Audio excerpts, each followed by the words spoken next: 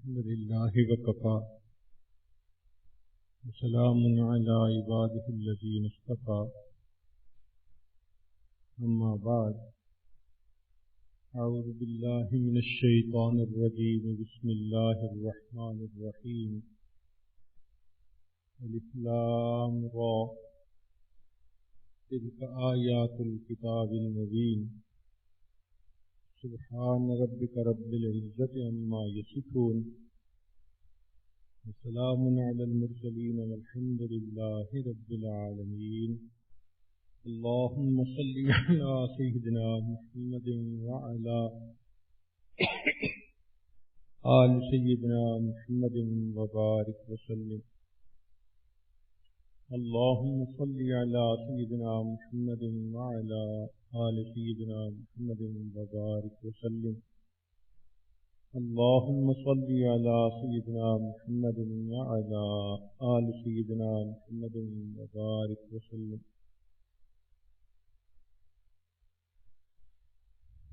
سورہ یوسف مکیہ ہے. یہ ایک ہی وقت میں پوری سورت نازل ہوئی. 111 آیات، 12 رکوع ہیں، اور یہ پوری کی پوری یوسف علیہ السلام کے قصے پر مشتمل ہے.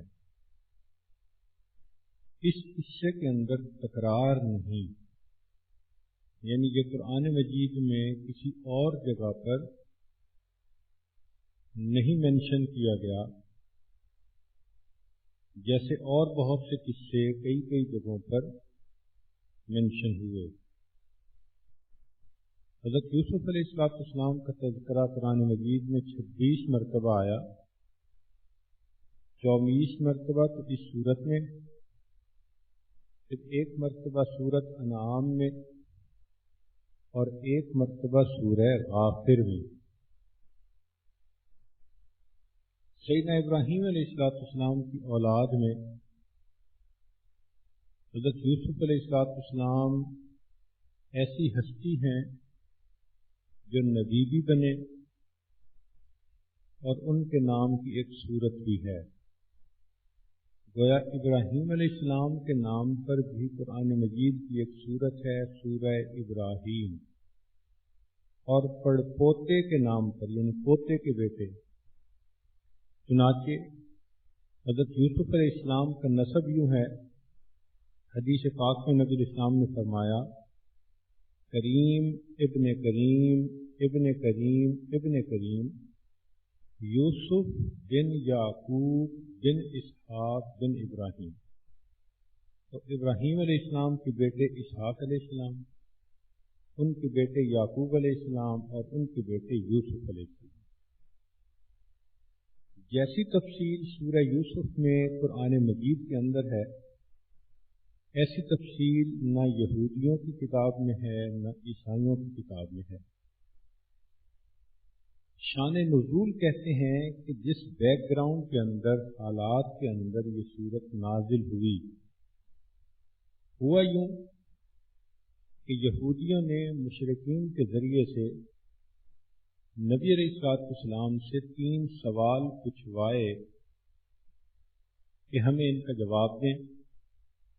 ان کو پکا یقین تھا کہ کوئی بندہ اپنی طرف سے بنا کر جواب نہیں بتا سکتا.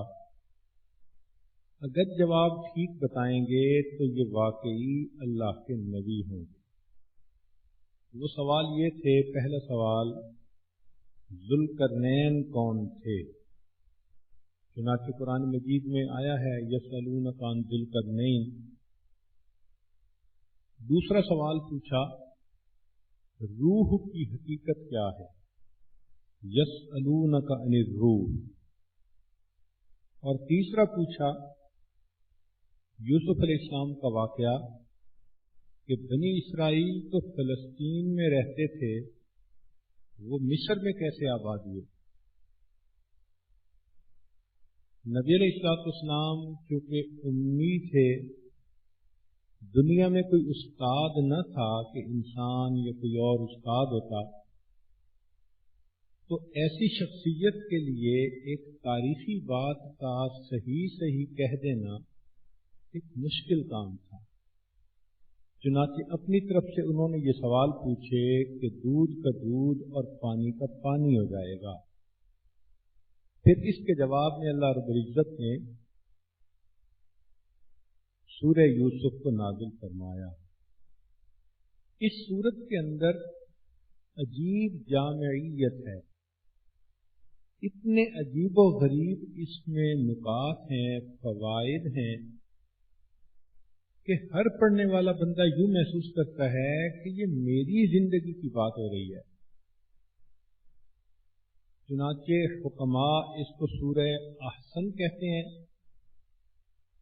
زاہد اس کو سورہ زہد کہتے ہیں، عارف اس کو سورہ معرفت کہتے ہیں، غمگین لوگ اس کو سورہ راحت کہتے ہیں، محبین اس کو سورہ حب کہتے ہیں، عابد اس کو سورہ ریاضت کہتے ہیں، اور ہم اس کو سورہ یوسف کہتے ہیں۔ حدیث مبارکہ میں اس سورت کے فضائل بھی ہیں۔ نبی اسلام نے فرمایا کہ جو شخص سورہ یوسف پڑھے، اس پر عمل کرے، تو اس کی موت کی سختی میں اللہ تعالیٰ اس کی مدد فرماتے ہیں۔ دوسری حدیث مبارکہ میں ہے کہ جو شخص چاہے کہ غم دور ہو وہ سورہ انعام پڑھے، جو چاہے عذاب قبر دور ہو وہ سورہ آراف پڑھے، جو چاہے نفاق دور ہو وہ سورہ انفال پڑھے، جو چاہے غصہ دور ہو وہ سورۃ العصر پڑھے، جو چاہے کہ دل کی تنگی دور ہو وہ معوذتین پڑھے، قل اعوذ برب الفلق اور اعوذ برب الناس، اور جو چاہے کہ تمام بلائیں مجھ سے دور ہوں اس کو چاہیے کہ سورہ یوسف پڑھے۔ تو غمزدہ آدمی، حالات میں پھنسا ہوا آدمی، پریشان انسان اگر سورہ یوسف کی روزانہ تلاوت کرے تو اللہ تعالیٰ اس کی برکت سے حالات بھی بہتر کر دیتے ہیں اور بندے کے لیے مصیبت سے نکلنے کا راستہ بھی بنا دیتے ہیں۔ چنانچہ اس سورت کی ابتدا یوں ہے، بسم اللہ الرحمن الرحیم، الف لام را تلک آیات الکتاب المبین۔ الف لام را یہ حروف مقطعات کہلاتے ہیں۔ بعض سورتوں کے شروع میں ایسے حروف آئے ہیں جیسے کاف، ہا، یا، عین، صاد، نون، الف لام میم۔ علماء کے نزدیک یہ متشابہات میں سے ہیں، ان کا علم اللہ ہی کے پاس ہے۔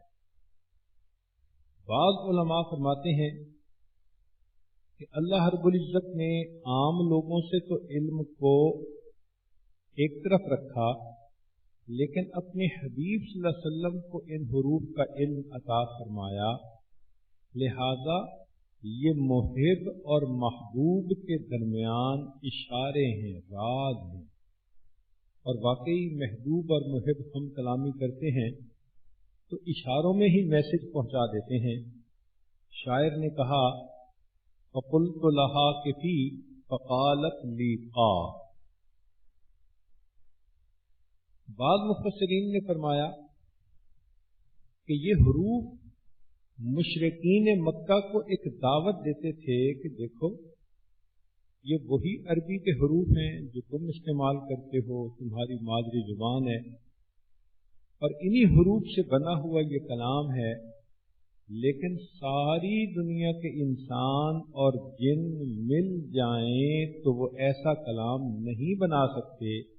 یہ دلیل ہے کہ یہ اللہ رب العزت کا کلام ہے۔ بعض مفسرین نے فرمایا کہ سورت کے اندر جو مضمون آنا تھا اس کی سمری ہے یہ.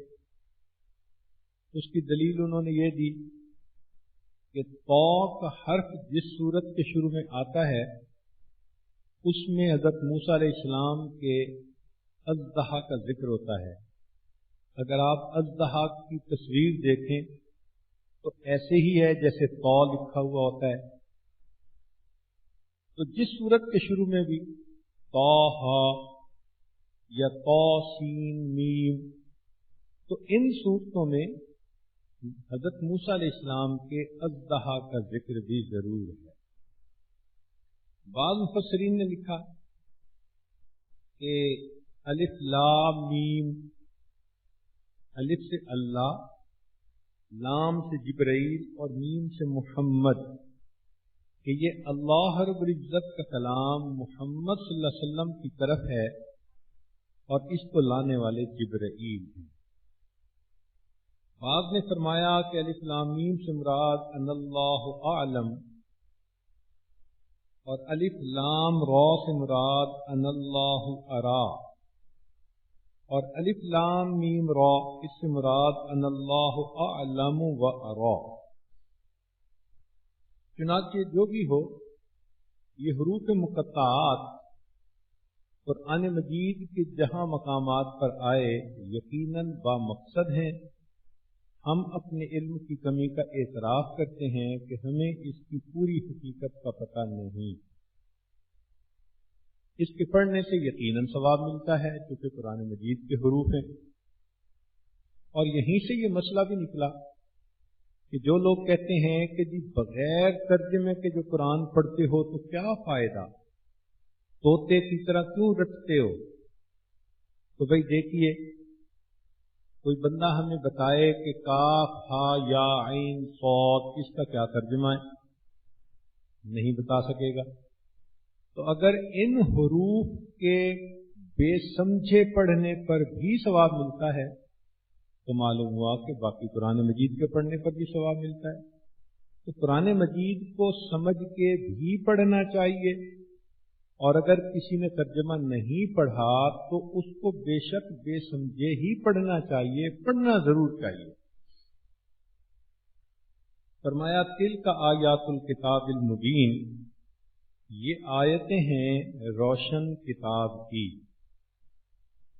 روشن اس لیے کہا کہ قرآن مجید حلال حرام کو واضح کرتا ہے، حدود و احکام کے درمیان فرق کرتا ہے. یا اس کا یہ معنی کہ یہ یہود کو حق بات واضح کرنے والی آیات ہیں کہ اس واقعے کے بیان کرنے سے یہودیوں کو کرسٹل کلیئر ہو گیا کہ نبی علیہ الصلوۃ والسلام اللہ کے رسول ہیں. آگے فرمایا انا انزلناہ قرآنا، ہم نے اس کو اتارا ہے قرآن. گویا نکتہ یہ ہے کہ مشرکین اور یہود کا جواب دیا گیا کہ تم جو یہ سمجھتے ہو کہ اس کو گھڑ لیتا ہے یہ شخص، ایسی بات ہرگز نہیں، بلکہ ہم نے اس قرآن کو اتارا ہے. چنانچہ قرآن مجید کے بہت سارے نام ہیں. ایک نام قرآن، ایک نام فرقان، تبارک الذی نزل الفرقان، ایک نام ہے کتاب، انزل علی عبدہ الکتاب، ایک نام ہے حکیم، یاسین والقرآن الحکیم، ایک نام ہے مجید، بل هو قرآن مجید، ایک نام ہے عزیز، انہ لکتاب عزیز، ایک ہے نور، انزلنا الیکم نورا مبینا. تو یہ قرآن مجید کی عظمت کی دلیل. کیسا نازل کیا؟ عربین، عربی زبان میں. یعنی کہنے کا مقصد یہ تھا کہ یہ کلام کسی غیر زبان میں نہیں کہ تم یہ کہو کہ پتہ نہیں یہ کیا کیا باتیں ہیں جو ان کے پاس آئی ہیں، یہ تمہاری مادری زبان میں، عربی زبان میں، بلغتکم، تمہاری اپنی بولی میں یہ زبان۔ چنانچہ نبی علیہ السلام نے فرمایا کہ عرب سے 3 وجہ سے محبت رکھو۔ ایک اس وجہ سے کہ میں عربی ہوں، دوسرا قرآن مجید بھی عربی میں ہے، اور تیسرا جنتیوں کی زبان بھی عربی ہوگی، لہذا ہر مرد اور عورت کو عربی زبان سے محبت ہونی چاہیے اور اس کے سیکھنے کی کوشش کرنی چاہیے۔ تو فرمایا انا انزلناہ قرآنا، ہم نے اس کو اتارا ہے قرآن عربین، عربی زبان کا، لعلکم تعقلون، تاکہ تم سمجھ لو۔ تعقلون سے مراد یہ کہ تاکہ تم اس پر ایمان لا سکو۔ عقل اللہ کی بڑی نعمت ہے۔ نبی الاسلام نے ارشاد فرمایا لا دین لمن لا عقل لہ، کہ جس بندے کی عقل نہیں اس کا دین نہیں۔ تو واقعی پھر اس سورت کو سن کر عبداللہ ابن سلام رضی اللہ عنہ اور کچھ اور حضرات وہ کلمہ پڑھ کر مسلمان ہو گئے، انہوں نے حقیقت کو تسلیم کر لیا۔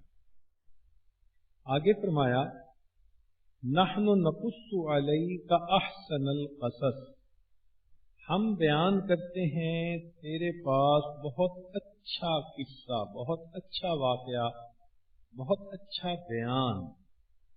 احسن القصص یعنی کہانیوں میں سے بہترین کہانی، واقعات میں سے بہترین واقعہ۔ اب یہاں ذہن میں ایک بات آتی ہے کہ اس کو بہترین واقعہ کیوں کہا؟ تو بہترین کا لفظ احسن قرآن مجید میں کئی جگہوں پر استعمال ہوا ہے۔ ایک تو قرآن کے لیے ہی یہ لفظ استعمال ہوا، اللہ نزل احسن الحدیث، اس لیے کہ قرآن مجید میں امر و نہی ہے، تذکر و تفکر ہے، عقاب و حساب ہے، ثواب و عذاب ہے، حیرت و حسرت ہے، دین اور دنیا کے علوم ہیں، لطائف و کثافت ہے، حلال اور حرام کا علم موجود ہے، اس لیے اس کو احسن الحدیث کہا۔ حضرت آدم علیہ السلام یا انسان کی تخلیق کا جہاں تذکرہ فرمایا احسن تقویم، تو احسن کا لفظ استعمال کیا کہ اللہ نے انسان کی صورت پانی سے بنائی۔ کوئی بھی مصور آگ سے تصویر نہیں بنا سکتا، ہوا سے نہیں بنا سکتا، پانی سے نہیں بنا سکتا۔ اللہ نے آگ سے جنوں کو بنا دیا، ہوا سے حضرت عیسیٰ علیہ السلام کی تصویر بنا دی، اور پانی سے اللہ رب العزت نے انسان کی تصویر بنا دی نطفے کے ذریعے سے۔ یہ اللہ رب العزت کی قدرت ہے، اس لیے انسان کی صورت کو احسن تقویم کہ باقی مخلوق میں سب سے زیادہ احسن۔ شریعت نے دین کو بھی احسن کہا، کیونکہ پہلے جتنے انبیاء گزرے ان پر چند چیزیں لازم تھیں، واجب تھیں، اور نبی علیہ السلام پر ان تمام کا مجموعہ آ گیا، اکٹھی ہو کر آ گئیں، اس لیے یہ دین کمالات کا مجموعہ بن گیا۔ حدیث پاک میں فرمایا کہ مؤذن کی آواز تمام آوازوں سے احسن ہوتی ہے، اور واقعی انبیاء، علماء اور شہداء کے بعد مؤذن جنت میں سب سے زیادہ منور ہوں گے۔ مؤذن کے لیے مچھلیاں استغفار کرتی ہیں، مؤذن کو موت کی سختی نہیں ہوتی، مؤذن کو قیامت کے دن نور کے منبر پر بٹھایا جائے گا۔ تو احسن کا لفظ قرآن مجید میں اور بھی جگہوں پر استعمال ہوا، یہاں بھی استعمال ہوا احسن القصص۔ مفسرین نے اس کی ریزن دی کہ پہلی وجہ تو یہ کہ صاحب قصہ یوسف علیہ السلام سب سے زیادہ حسین تھے، شطر الحسن۔ نبی اسلام نے فرمایا کہ آدھا حصہ حسن کا اللہ نے یوسف علیہ السلام کو دیا، آدھا باقی مخلوق میں تقسیم ہوا۔ تو چونکہ وہ سب سے زیادہ حسین تھے اس لیے حسین شخصیت کے قصے کو احسن القصص کہا۔ زجاج نے فرمایا کہ چونکہ یہ قصہ سب قصوں سے زیادہ کامل ہے، اور چیز تبھی اچھی ہوتی ہے جب کامل ہو، لہذا اس واقعے کو احسن القصص کہا۔ چنانچہ اس قصے میں دین بھی اور دنیا بھی، سیرت بھی، سوانح بھی، رموز سیاست بھی، امور حکومت بھی، معاشی خودحالی کی تدبیریں بھی، زہد و تقوی کی دستگیری بھی، حسن اور عشق کی حشر سامانی بھی، انبیاء اور صالحین کا تذکرہ، ملائکہ کا تذکرہ، پرندوں کا، جنوں کا، انسانوں کا، چوپایوں کا، شیطان کا، بادشاہوں کا، تاجروں، عالموں، جاہلوں، سب کے حالات، غربت کا بھی تذکرہ اور ثروت کا بھی تذکرہ، عزت کا بھی تذکرہ، ذلت کا بھی تذکرہ، کہیں اگر شہوت پرستی کرنے والوں کا تذکرہ تو پھر صبر و ثبات والوں کا بھی تذکرہ۔ اس صورت میں اگر ایک عورت کی مکاری کا تذکرہ ہے تو ایک اللہ والے کی نیکوکاری کا بھی تذکرہ ہے، اس لیے اس صورت کو احسن القصص فرمایا۔ بما اوحینا، اس واسطے کہ بھیجا ہم نے، الیہ کا تیری طرف، ھذا القرآن، یہ قرآن، وَإِن كُنتَ مِن قَبْلِهِ لَمِنَ الْغَافِلِينَ، اور تو تھا اس سے پہلے البتہ بے خبروں میں۔ لمن الغافلین سے مراد یہ ہے کہ ہمارے بیان کرنے سے پہلے آپ کو اس قصے کی خبر نہ تھی۔ غفلت کا لفظی مطلب ہوتا ہے پردہ، جیسے دل غافل ہو گیا تو گویا دل کے اوپر پردہ آ گیا۔ جیسے بزرگوں کا قول ہے کہ انسان کا دل غفلتوں سے بھرا ہوا ہے، انسان کا دل غفلتوں سے بھرا ہوا ہے، جبکہ زمین کا پیٹ حسرتوں سے بھرا ہوا ہے۔ یعنی جو مردے فوت ہوتے ہیں وہ حسرتیں لے کے چلے جاتے ہیں، تو انسان کا دل غفلتوں سے بھرا ہے، زمین کا پیٹ حسرتوں سے بھرا ہے۔ اب یہ نہیں معلوم کہ زندوں کی غفلتیں زیادہ ہیں یا مردوں کی حسرتیں زیادہ ہیں۔ آگے فرمایا، اذ قال یوسف لابیہ، جس وقت کہا یوسف علیہ السلام نے اپنے والد سے، یا ابت انی رأیت احد عشر کوکبا، اے بجان میں نے دیکھا خواب میں 11 ستاروں کو، والشمس والقمر، سورج کو اور چاند کو، رأیتہم لی ساجدین، کہ ان کو اپنے سامنے سجدہ کرتے ہوئے دیکھا۔ تو یوسف علیہ السلام نے لڑکپن کی عمر میں یہ خواب دیکھا، اتنا کلیئر تھا کہ جب انہوں نے اپنے والد گرامی کے سامنے اس کا تذکرہ کیا تو وہ اس خواب سے یوسف علیہ السلام کے مرتبے کو سمجھ گئے، فرمانے لگے۔ اب اس آیت میں ایک دو لفظ قابل غور ہیں۔ ایک تو فرمایا یا ابتی، اے میرے ابا جان۔ چنانچہ ہمیشہ اپنے والد کو یا والدہ کو ادب کے ساتھ پکارنا چاہیے، محبت جھلکنی چاہیے، جس طرح اردو زبان میں ابو جی، ابو جان، ابو کا لفظ کہنا قرآن مجید کی تعلیمات سے زیادہ قریب ہے۔ قرآن مجید میں اللہ فرماتے ہیں 2 یتیم بچوں کے بارے میں، وَقَانَ أَبُوهُمَا صَالِحًا، ان کا والد نیک تھا، تو یہ لفظ زیادہ بہتر ہے۔ وہ آج کے زمانے میں عورتیں اپنے بچوں کو ڈیڈی اور پاپا کے لفظ سکھاتی ہیں، مگر قرآن مجید سے ثبوت یہی مل رہا ہے کہ ادب کے ساتھ لفظ ہونا چاہیے، تو ابو جی یا ابو جان کا لفظ زیادہ بہتر، زیادہ سوٹیبل۔ انی رأیت، میں نے دیکھا. چنانچہ یہ جو 4 لفظ ہیں ہمارے مشائخ ان کے استعمال سے بہت گھبراتے ہیں. وہ 4 لفظ ہیں انا،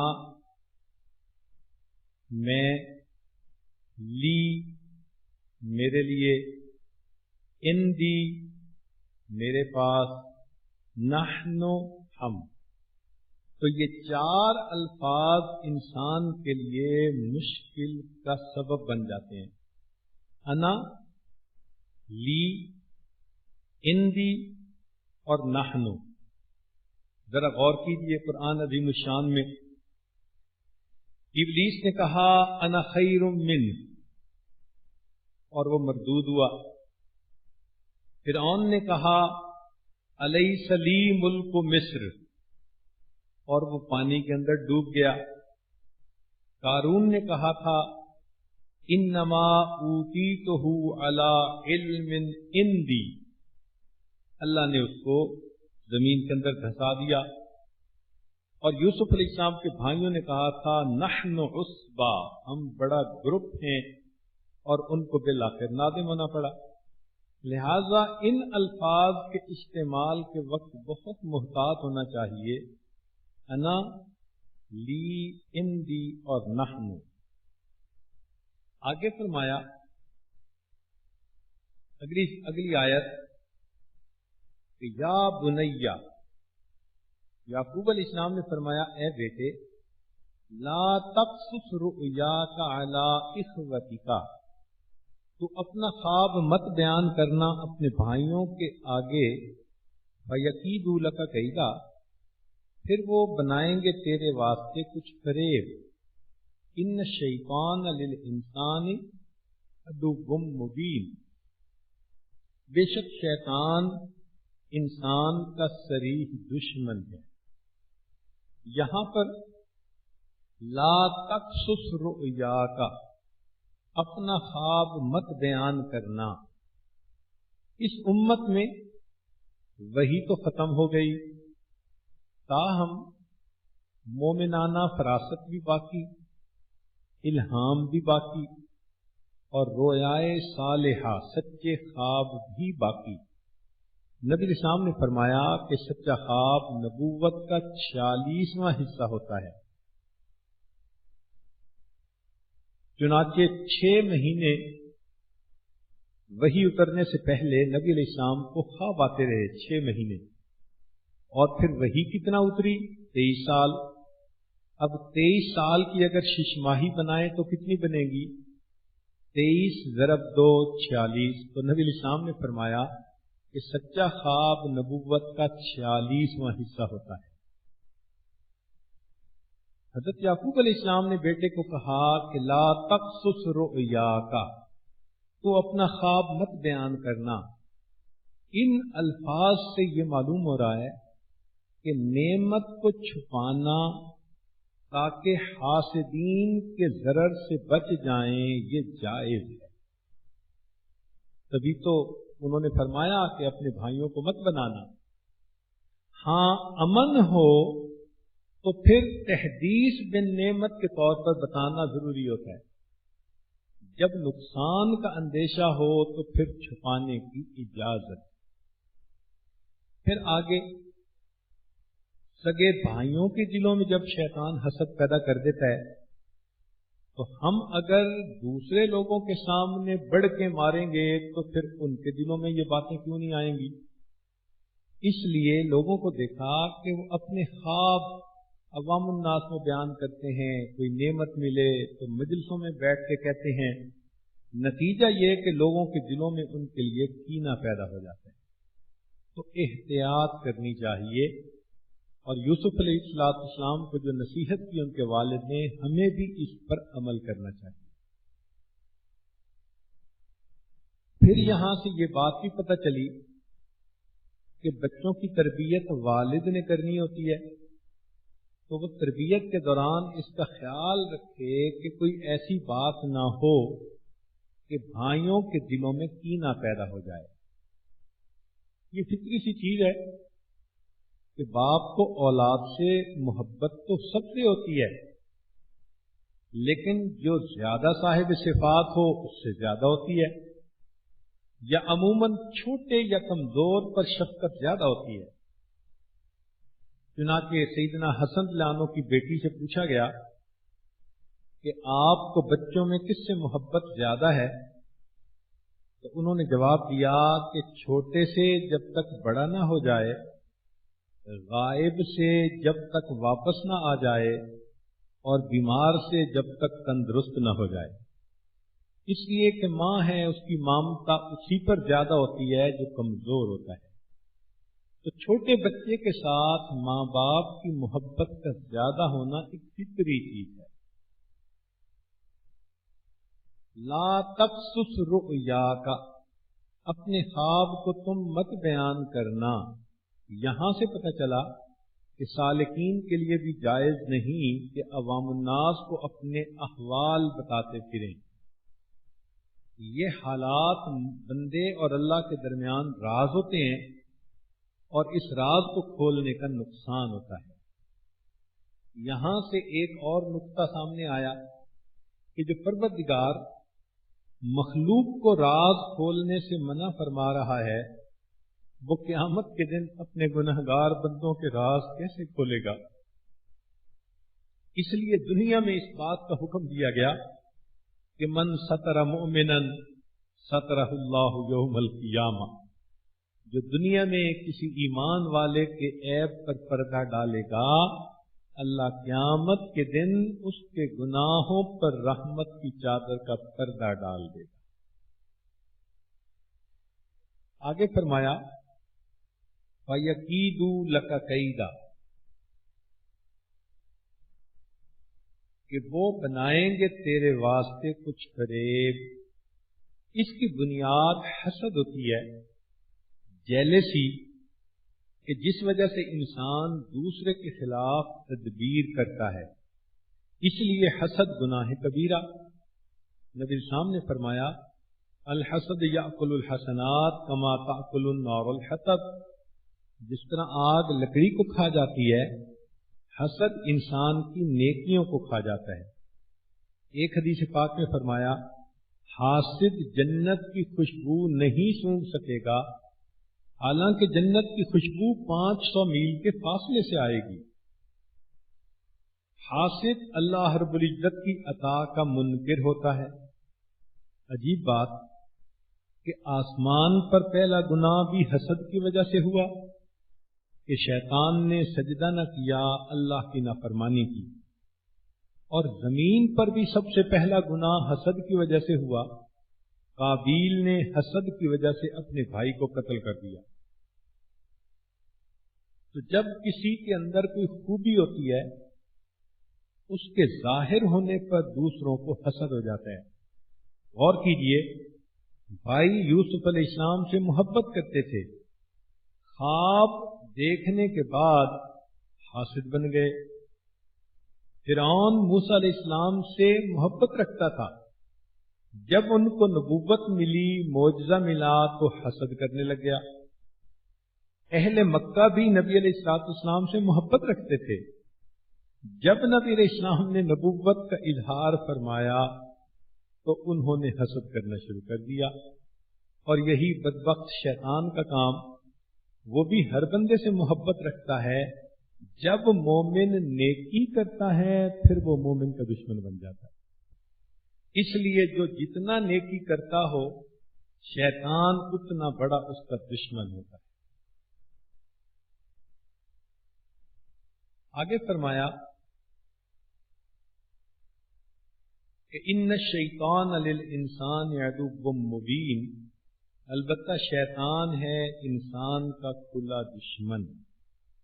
وَكَذَلِكَ يَجْتَبِيكَ رَبُّكَ، اب یعقوب علیہ السلام اپنے بیٹے کو یہ بات سمجھا رہے ہیں کہ اے بیٹے، آپ نے جو خواب دیکھا، اس خواب سے پتہ چلتا ہے کہ تیرا پروردگار تجھے برگزیدہ کرے گا، چن لے گا۔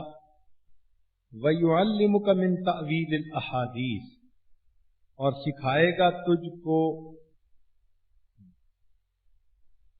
تعبیر کا علم، باتوں کا علم، وَيُتِمُّ نِعْمَتَهُ عَلَيْكَ اور پورا کرے گا اپنا انعام تجھ پر، وَعَلَىٰ آلِ یعقوب اور یعقوب کے گھرانے پر، کما اتمها علی ابویک من قبل ابراہیم و اسحاق جیسے پورا کیا تیرے دو باپ دادوں پر اس سے پہلے ابراہیم علیہ السلام اور اسحاق پر، ان ربک حکیم علیم حکیم البتہ تیرا رب خبردار ہے اور حکمت والا ہے۔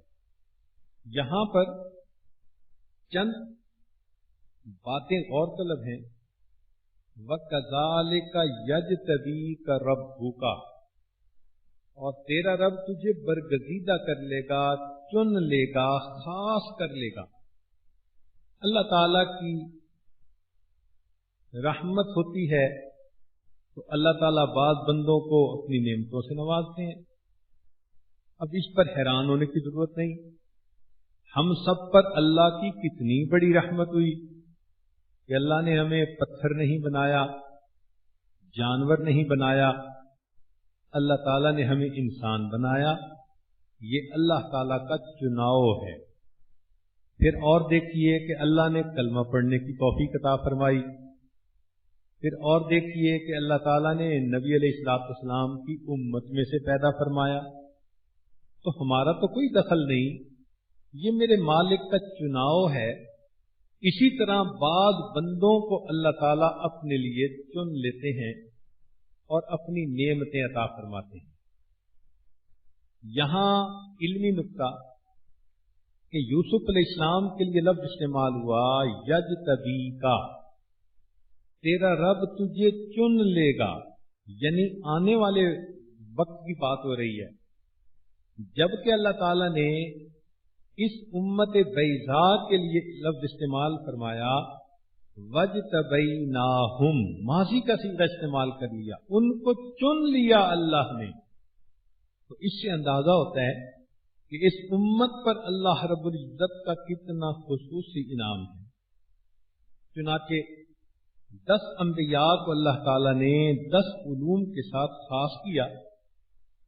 آدم علیہ السلام کو علم الاسماء دیا، ادریس علیہ السلام کو علم قلم دیا، نوح علیہ السلام کو علم حلال و حرام دیا، ابراہیم علیہ السلام کو علم مناظرہ، داؤد علیہ السلام کو علم حکمت، سلیمان علیہ السلام کو منطق الطیر، پرندوں کی بولیوں کا علم، موسیٰ علیہ السلام کو علم مناجات، خضر علیہ السلام کو علم تکوین، اور نبی علیہ السلام کو علم الاولین والآخرین، وَكَانَ فَضْلُ اللَّهِ عَلَيْكَ عَظِيمًا۔ آگے فرمایا کما اتمها علی ابویک، جیسے پورا کیا ہے تیرے دو باپ دادوں پر۔ یہاں ایک نقطہ تو یہ کہ طیب گھرانوں سے طیب اولاد پیدا ہوتی ہے، بیت الطیب سے ابن الطیب نکلتا ہے۔ ماں باپ جب ایسے ہوں گے تو پھر اولاد بھی عموماً ایسی ہی ہوتی ہے۔ اور دوسرا یہ کہ یہاں یعقوب علیہ السلام نے اپنا نام استعمال نہیں کیا۔ یہ بھی کہہ سکتے تھے کہ جیسے اللہ تعالیٰ نے تیرے والد یعقوب پر اور اسحاق پر اور ابراہیم علیہ السلام پر نعمت فرمائی، تو اپنا نام یعنی استعمال نہ کرنا یہ ان کی تواضع کی دلیل ہے۔ ان ربک حکیم علیم، البتہ تیرا رب خبردار ہے اور حکمت والا ہے۔ آگے ارشاد فرماتے ہیں لقد کان فی یوسف و اخوتہ آیات للسائلین، البتہ یوسف علیہ السلام کے واقعے میں اور اس کے بھائیوں کے واقعے میں بڑی نشانیاں ہیں پوچھنے والوں کے لیے۔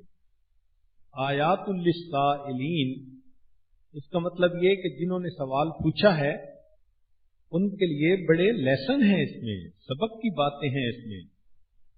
مثلا یہودیوں کے لیے تو یہ کہ حضرت یوسف علیہ السلام نے تقوی اختیار کیا، اللہ نے ان کو عزت دی۔ اخوان یوسف نے معصیت کی تو ان کو ذلت ملی، اور یعقوب علیہ السلام نے صبر کیا تو اللہ نے ان کو وصل یار عطا فرمایا۔ اور اس میں مشرکین کے لیے بھی بڑی نشانیاں تھیں۔ چنانچہ سورہ یوسف کے اس واقعے میں اور نبی علیہ السلام کے حالات میں بہت مماثلت۔ غور کیجئے کہ یوسف علیہ السلام عمر میں اپنے بھائیوں سے چھوٹے تھے، نبی علیہ السلام بھی عمر میں اہل مکہ کے جو سردار تھے ان سے چھوٹے تھے۔ پھر جب خواب دیکھا تو یوسف علیہ السلام کے بھائی حسد کرنے لگ گئے۔ جب نبی علیہ السلام پر وحی اتری تو سرداران قریش نبی علیہ السلام سے حسد کرنے لگ گئے۔ پھر یوسف علیہ السلام کے بھائیوں نے ان کو کنویں کے اندر ڈال دیا۔ سرداران قریش نے نبی علیہ السلام کو شیب ابی طالب میں 2 سال کے لیے بند کر دیا۔ پھر یوسف علیہ السلام کو اللہ نے اپنی قدرت سے مصر پہنچا دیا، اور نبی علیہ السلام کو اللہ نے ہجرت کے ذریعے مدینہ پہنچا دیا۔ پھر ایک وقت آیا کہ اللہ تعالیٰ نے یوسف علیہ السلام کو تخت و تاج عطا فرمایا، حکمران بنا دیا، شاہی عطا فرمائی۔ اور ایک وقت آیا کہ اللہ تعالیٰ نے اپنے پیارے حبیب صلی اللہ علیہ وسلم کو بھی فاتح مکہ بنا دیا۔ ایک وقت آیا کہ جب بھائیوں نے یوسف علیہ السلام کے سامنے غلطی کا اقرار کیا، معافی مانگی۔ ایک وقت آیا جب سرداران قریش نے نبی علیہ السلام کے سامنے اقرار کیا غلطی کا اور معافی مانگی۔ چنانچہ حضرت یوسف علیہ السلام نے جن الفاظ سے معاف کیا، لا تثریب علیکم اليوم، فتح مکہ کے دن اللہ کے پیارے حبیب صلی اللہ علیہ وسلم نے بھی انہی الفاظ سے قریش مکہ کو معاف کر دیا۔ یہ بھی ایک کریم کا واقعہ تھا، اور اسی طرح کے حالات ایک اور کریم پر آنے تھے، اس لیے مماثلت کی وجہ سے اس کو احسن القصص بھی کہا، اور اس میں مشرکین کے لیے لیسن بھی تھا کہ اس واقعے کو پڑھو، جو برادران یوسف نے کیا تم وہی کر رہے ہو، ان کا انجام بھی برا تھا، تمہارا انجام بھی برا ہوگا۔ اللہ نے یوسف علیہ السلام کو عزتوں سے نوازا، اللہ اپنے حبیب کو بھی عزتوں سے نوازے۔ آیات للسائلین، سوال کرنے والوں کے لیے اس میں بڑی نشانیاں ہیں۔ آگے فرمایا، اذ قالوا لیوسف واخوہ احب الی ابینا منا ونحن عصبہ، جب کہنے لگے البتہ یوسف اور اس کا بھائی زیادہ پیارا ہے ہمارے والد کو۔ 10 بھائی ایک والدہ سے تھے، یوسف علیہ السلام اور ایک اور بھائی بنیامین یہ دوسری والدہ سے تھے، اور دونوں چھوٹے تھے۔ ان کی والدہ کا نام راحیل تھا۔ تو چونکہ ان دونوں پر باپ کی شفقت زیادہ تھی، اس لیے بھائیوں کو یہ چیز محسوس ہوتی تھی، تو وہ کہتے تھے کہ ہمارے والد کی محبت ان سے زیادہ ہے، حالانکہ طاقت والے تو ہم ہیں۔ ان ابانا لفی ضلال مبین، ہمارا والد تو خطا پر ہے۔ یہاں ضلال سے مراد گمراہی نہیں، اگر وہ گمراہی سوچتے تو پھر تو وہ کافر ہی ہو جاتے۔ مقصد تھا کہ والد کا رویہ ٹھیک نہیں، والد کا یہ معاملہ ٹھیک نہیں۔ چنانچہ اب ان کو چونکہ حسد ہوا تو آگے فرماتے ہیں کہ وہ بھائی کہنے لگے اقتلوا یوسف، یوسف کو قتل کر دو، اَوِطْرَحُوهُ أَرْضًا يَخْلُ لَكُمْ وَجْهُ أَبِيكُمْ، یا اس کو پھینک دو دور دراز جگہ پر، خالص ہو جائے تمہارے اوپر توجہ تمہارے باپ کی، وَتَكُونُوا مِن بَعْدِهِ قَوْمًا صَالِحِينَ، اور ہو جانا اس کے بعد تم نیک لوگ۔ یعنی انہوں نے آپس میں یہ مشورہ کیا کہ یا تو یوسف علیہ السلام کو قتل کر دیا جائے یا کسی دور کی جگہ پر چھوڑ دیا جائے. جب یہ نہ رہے گا تو نہ رہے گا بانس نہ بجے گی بنسری. والد کی ساری محبت اور توجہ ہمارے اوپر ہو جائے گی اور پھر اس کے بعد ہم بڑے نیک ہو جائیں گے. غور کیجئے، حسد کی وجہ سے انسان قتل کرنے پر آمادہ ہوتا ہے، مگر اللہ تعالی ہی محسود کو بچاتا ہے جس سے حسد کیا جاتا ہے اور حاسد کو تباہ کرتا ہے. نوح علیہ السلام سے ان کی قوم نے حسد کیا، ابراہیم علیہ السلام سے نمرود نے حسد کیا، موسیٰ علیہ السلام سے فرعون نے حسد کیا، عیسیٰ علیہ السلام سے یہودیوں نے اور نبی علیہ السلام سے اہل مکہ نے. مگر اللہ رب العزت نے اپنی رحمت سے نوح علیہ السلام کو نجی اللہ بنا دیا، ابراہیم علیہ السلام کو خلیل اللہ، موسیٰ علیہ السلام کو کلیم اللہ، عیسیٰ علیہ السلام کو روح اللہ اور جناب محمد صلی اللہ علیہ وسلم کو محمد الرسول اللہ بنا دی. اس آیت میں یہ جو الفاظ ہیں نا، وَتَكُونُوا مِن بَعْدِهِ قَوْمًا صَالِحِينَ، کہ جو کرنا ہے کر گزرو، پھر اس کے بعد تم نیک بن جانا. آج بھی شیطان کا حربہ یہی ہوتا ہے. چنانچہ نفس اور شیطان انسان کے دل میں یہ بات ڈالتے ہیں بس ایک دفعہ یہ گناہ کر لو. چنانچہ نفسانی شیطانی محبتوں والے اسی طرح کا لفظ استعمال کرتے ہیں، بس ایک دفعہ تم مجھے مل لو، بس ایک دفعہ میں تمہیں دیکھنا چاہتا ہوں، بس آخری دفعہ. یہ جتنے بھی الفاظ ہیں یہ کنٹینویشن ہے انہی الفاظ کی جو شیطان نے یوسف علیہ السلام کے بھائیوں کو سکھایا. اور پھر دل میں یہ بھی ہوتا ہے کہ بس ہم ایک دفعہ یہ غلطی کر لیں گے پھر ہم ٹھیک ہو جائیں گے. وَتَكُونُوا مِن بَعْدِهِ قَوْمًا صَالِحِينَ، اس کو توبہ فاسدہ کہتے ہیں، یعنی رند کے رند رہے ہاتھ سے جنت نہ گئی. تو شیطان کے اس خیال سے انسان بچے اور گناہ کی طرف قدم نہ اٹھائے. قال قائل منہم، بولا ان میں سے ایک، لا تقتلوا یوسف، کہ یوسف علیہ السلام کو قتل نہ کرو، والقوہ فی غیابۃ الجب، اور اس کو کسی گمنام کنویں کے اندر ڈال دو، یلتقط بعض السیارۃ، اٹھا لے جائیں گے اس کو کوئی سیار یعنی مسافر، ان کنتم فاعلین، اگر تم نے کچھ کرنا ہی ہے. یعنی تم خواہی نہ خواہی قتل کا جرم کیوں اپنے سر لیتے ہو؟ جان ہی چھڑانی ہے نا، تو کنویں میں ڈال دو، یا تو خود ہی موت کو گلے لگا لیں گے، اور اگر کسی کے ہاتھ لگ گئے تو وہ لے کے چلا جائے گا، گلو خلاصی ہو جائے گی. جب یہ انہوں نے آپس میں مشورہ طے کر لیا، اب اس کو ایگزیکیوٹ کرنے کے لیے وہ سارے آئے اور اپنے والد گرامی سے کہنے لگے، قالوا یا ابانا، اے ہمارے والد، ما لک لا تأمنا علی یوسف، کیا بات ہے کہ تو اعتبار نہیں کرتا ہمارا یوسف پر. ان الفاظ سے پتہ چلتا ہے کہ یہ پہلے بھی اس قسم کی بات کر چکے تھے کہ یوسف علیہ السلام کو ہمارے ساتھ بھیجیں، مگر حضرت یعقوب علیہ السلام بھیجتے نہیں تھے. اس لیے پھر دوبارہ کہنے لگے، کیا بات ہے کہ تو اعتبار نہیں کرتا یوسف کے معاملے میں، وَإِنَّا لَهُ لَنَاصِحُونَ، اور ہم تو اس کے بڑے خیر خواہ ہیں. جب انسان کے دل میں بدنیتی ہوتی ہے تو وہ اوپر سے تسلی دینے کے لیے ایسی ہی باتیں کرتا ہے.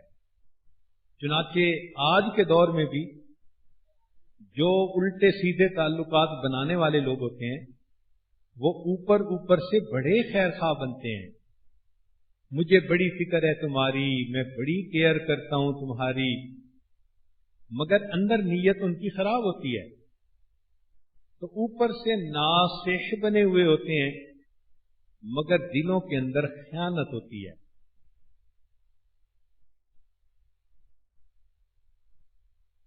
چار لوگوں سے چار چیزیں ناممکن ہیں. منافق سے سچ بولنا ممکن نہیں، حریص سے دیانتداری ممکن نہیں، بخیل انسان سے مروت ممکن نہیں، اور حاسد سے خیر خواہی ممکن نہیں. تو وہ کہنے لگے کہ ارسلہ معنا غدًا یرتع ویلعب، بھیج دیجیے یوسف کو ہمارے ساتھ کل کو تاکہ ہم خوب کھائیں اور یہ کھیلے. وَإِنَّا لَهُ لَحَافِظُونَ، اور ہم اس کے نگہبان ہیں.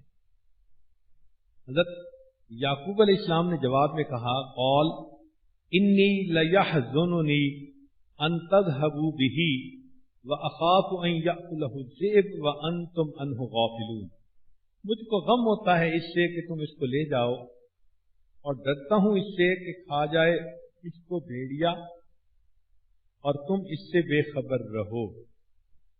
اس آیت میں چند الفاظ غور طلب ہیں. لیحزننی، یہ چیز مجھے غم زدہ کرتی ہے. جب بھی محبوب پر کوئی مشکل آئے ہمیشہ محب غم زدہ ہوتا ہے. اس لیے جب غار ثور کے اندر نبی علیہ الصلوۃ والسلام تھے تو صدیق کلانوں کا دل غم زدہ تھا، تو نبی علیہ السلام کو فرمانا پڑا لا تحزن ان اللہ معنا. اب اہل تشیع حضرات لا تحزن کے لفظ سے یہ نتیجہ نکالتے ہیں کہ حضرت صدیق کلانوں بہادر نہیں تھے، گھبرا گئے، کافروں کا ان کے اوپر اتنا روب پڑ گیا. حالانکہ بات ایسی نہیں، یہ وہی حزن ہے جو صدیق کلانوں کے دل میں نبی علیہ السلام کا تھا، جو حزن یعقوب علیہ السلام کے دل میں حضرت یوسف علیہ السلام کا تھا. اور یہ فطرت ہے کہ عاشق معشوق سے فراق پر بڑا غمگین رہتا ہے. یہ خیال ہی بندے کو پریشان کر دیتا ہے. اللہ کسی محب کو فراق میں مبتلا نہ کرے. فراق کا مزہ تلخ ہوتا ہے. کسی نے سچ کہا کہ موت کی سختی تو 2 گھڑی کی اور فراق کا غم تو ہمیشہ کا. جی چاہتا ہے اگر یہ فراق کہیں ہمیں مل جاتا تو ہم اس کو فراق کا مزہ چکھا دیتے. تو فرمایا وَأَخَافُ أَن يَأْكُلَهُ الذِّئْبُ، اور میں ڈرتا ہوں کہ ان کو کھا جائے بھیڑیا. یہ یعقوب علیہ السلام نے اپنی فراست سے پہچان لیا. یہ فراست مومنانہ کہتی ہے اتقوا فراست المؤمن فإنه ينظر بنور اللہ. چنانچہ 4 لوگوں کی فراست عجیب تھی. ایک یعقوب علیہ السلام کی کہ انہوں نے یوسف علیہ السلام کے بارے میں فراست سے معلوم کر لیا کہ بھائی کیا کرنا چاہتے ہیں. ایک شعیب علیہ السلام کی بیٹی کی کہ انہوں نے موسیٰ علیہ السلام کو دیکھا تو فراست سے معلوم کر لیا کہ یہ عظیم شخصیت ہیں. ایک خدیجہ الکبریٰ رضی اللہ تعالی عنہا کی کہ انہوں نے نبی علیہ السلام کو تجارتی سفر پر بھیجا اور واپسی پر انہوں نے پہچان لیا کہ یہ اللہ رب العزت کی کتنی عظیم ہستی ہیں. اور ایک فراست صدیق کلانوں کی کہ انہوں نے عمر فاروق لانوں کو خلیفہ منتخب کر کے امت کے اوپر اتنا بڑا احسان کیا کہ کوئی اس کا بدلہ نہیں دے سکتا. آگے فرماتے ہیں کہ وَأَنْتُمْ عَنْهُ غَافِلُونَ، اور تم اس سے بے خبر رہو. یہاں بھی شفقت قدری دیکھیے کہ یعقوب علیہ السلام سے یہ نہیں فرمایا کہ تم اس پر ظلم کرو، زیادتی کرو، نہیں. غافل کا لفظ استعمال فرمایا اس لیے کہ غفلت سے کیے ہوئے گناہ معاف ہو جاتے ہیں. سبحان اللہ. یعقوب علیہ السلام اپنے ان بیٹوں کے اوپر بھی کتنے شفیق تھے کہ کتنا عجیب لفظ استعمال کیا کہ تمہیں دھیان نہ رہے، پرواہ نہ رہے اور بچے کے ساتھ یہ معاملہ ہو جائے۔ چنانچہ یہ غفلت ہمیشہ ندامت اور عذاب کا سبب بنتی ہے، اور محب اور محبوب کے تعلقات کو ہمیشہ غفلت ہی خراب کرتی ہے۔ آپ دیکھیں گھروں کے اندر روز یہی جھگڑا، بیوی کہتی ہے ان کو تو ہمارا خیال ہی نہیں، ان کو تو ہماری پرواہ ہی نہیں، ہم تو انہیں یاد ہی نہیں ہوتے۔ یہ تمام الفاظ کا لب لباب کیا کہ خاوند بیوی کے معاملے میں غفلت کرتا ہے۔ اسی طرح اولاد اور ماں باپ، اولاد کے بارے میں ماں باپ یہی شکوہ کرتے جی ہمارے بچے کو تو ہماری پرواہ ہی نہیں، وہ تو ہمیں پوچھتا ہی نہیں۔ تو معلوم ہوا کہ جہاں محبت کا تعلق ہو وہاں غفلت ناپسند ہوتی ہے، غفلت کے آنے سے تعلقات خراب ہوتے ہیں۔ اسی لیے اللہ رب العزت بھی یہ چاہتے ہیں کہ میرے بندو تم مجھ سے غافل نہ ہونا، ولا تکم من الغافلین، ورنہ تمہارے میرے تعلق میں بھی فرق آ جائے گا۔ آگے فرمایا قالوا لئن اکلہ الذئب، بولے بھائی بولے کہ اگر اس کو کھا لیا بھیڑیا نے، ونحن عصبہ، اور ہم ہیں ایک بڑا ٹولہ، بڑی جماعت، انا اذا لخاسرون، تو پھر تو ہم نے سب کچھ گنوا دیا۔ فلما ذهبوا به، جب وہ لے کر چلے اس کو، وَأَجْمَعُوا أَن يَجْعَلُوهُ فِي غَيَابَةِ الْجُبِّ، اور متفق ہو گئے کہ ڈالیں اس کو گمنام کنویں میں، وَأَوْحَيْنَا إِلَيْهِ، اور ہم نے اشارہ کیا اس کو یعنی یوسف علیہ السلام کو، لَتُنَبِّئَنَّهُمْ بِأَمْرِهِمْ هَذَا، کہ تو جتائے گا ان کو ان کا یہ کام، وَهُمْ لَا يَشْعُرُونَ، اور وہ تجھ کو نہ جانیں گے۔ گویا اللہ رب العزت کی یہ مدد ہوتی ہے کہ مظلوم کے دل میں اللہ تعالیٰ تسلی ڈال دیتے ہیں، مظلوم کے دل میں اطمینان ڈال دیتے ہیں۔ تو یوسف علیہ السلام کو ایک طرف تو کنویں میں ڈالا جا رہا تھا اور دوسری طرف اللہ تعالیٰ نے دل کو تسلی دے دی تھی۔ یہ ایسا ہی ہے جیسے موسیٰ علیہ السلام کو والدہ نے دریا کے اندر ڈالا اور اللہ نے ان کے دل کو گرا دے دی۔ ان قادت لتبدی بہ لولا ربطنا علی قلبها، تو دیکھو غمزدوں کے دلوں پر اللہ کی یہ خاص مہربانی ہوتی ہے کہ مصیبت اور آفت کے لمحوں میں بھی اللہ دل کو پرسکون کر دیتے ہیں، دل کو تسلی دیتے ہیں۔ اس کو کہتے ہیں light at the end of the tunnel. آج بھی نیک لوگوں کے اوپر اگر کوئی مصیبت آتی ہے یا حاسدین ان کو ٹف ٹائم دیتے ہیں، اللہ تعالیٰ ان کے دلوں میں سکون ڈال دیتے ہیں۔ اور یہی حضرت یوسف علیہ السلام کے ساتھ ہوا کہ اللہ نے ان کو یہ بات پہلے سے بتا دی کہ تمہارا انجام اچھا ہوگا اور بھائیوں کا یہ جو مکر ہے یہ تمہارا کچھ نہیں بگاڑ سکے گا۔ اللہ تعالی ہمیں بھی حاسدین مخالفین کے حسد سے محفوظ فرمائے۔ وآخر دعوانا ان الحمد للہ رب العالمین۔ مراقبہ کر لیجیے۔ اللہ کو اپنا بنا لو، اللہ کو اپنا بنا لو،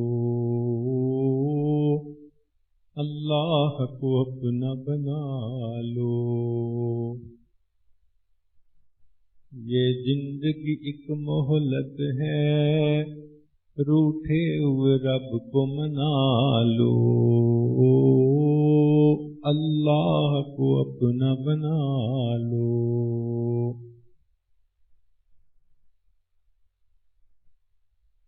اب سب رشتوں کو چھوڑو، اللہ سے رشتہ جوڑو۔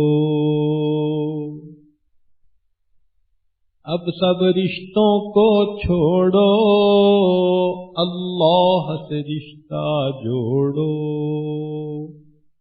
ہر غیر سے اب ہٹ کٹ کے اللہ سے لو لگا لو، اللہ کو اپنا بنا لو۔ اللہ سے غفلت کیسی، اللہ سے دوری کیسی، اللہ سے غفلت کیسی، اللہ سے دوری کیسی۔ اب سب وردوں کو چھوڑو، اللہ کو ورد بنا لو، اللہ کو اپنا بنا لو۔ اللہ کو دل میں بسا لو، اللہ کو دل میں بسا لو، اللہ سے لو لگا لو۔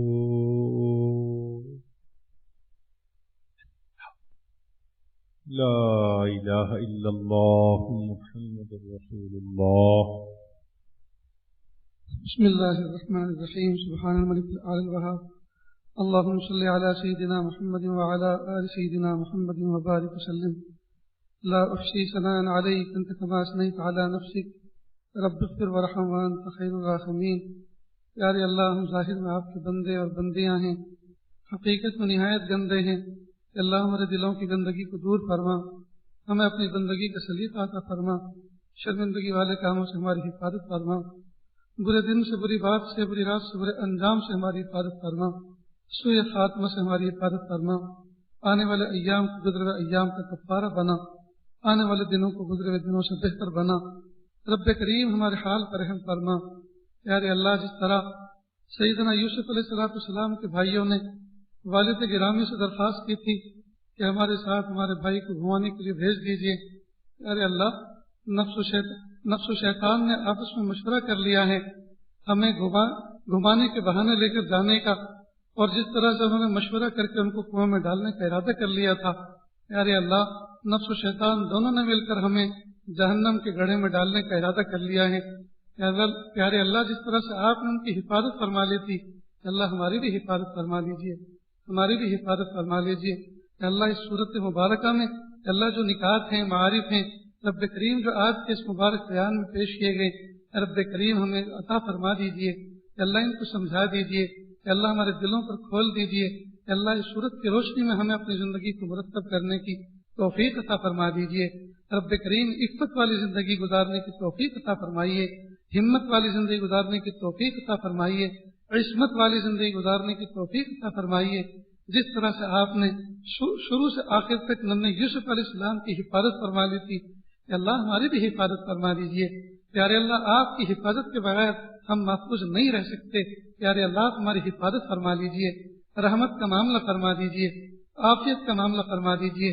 یا اللہ، ہر طرف برائی کا زور اور کفر کا شور ہے، پیارے اللہ آپ ہی بچا سکتے ہیں، آپ کے سوا کوئی بچانے والا نہیں، پیارے اللہ آپ کے سوا کوئی ہمارا سہارا نہیں، اللہ آپ سہارا بن جائیے، رحمت فرما دیجیے۔ پیارے اللہ، اگر دینا نہ چاہتے تو آپ مانگنے کی توفیق بھی نہ دیتے، پیارے اللہ مانگنے کی توفیق دے رہے ہیں، اس سے پتہ چلتا ہے آپ دینا چاہتے ہیں۔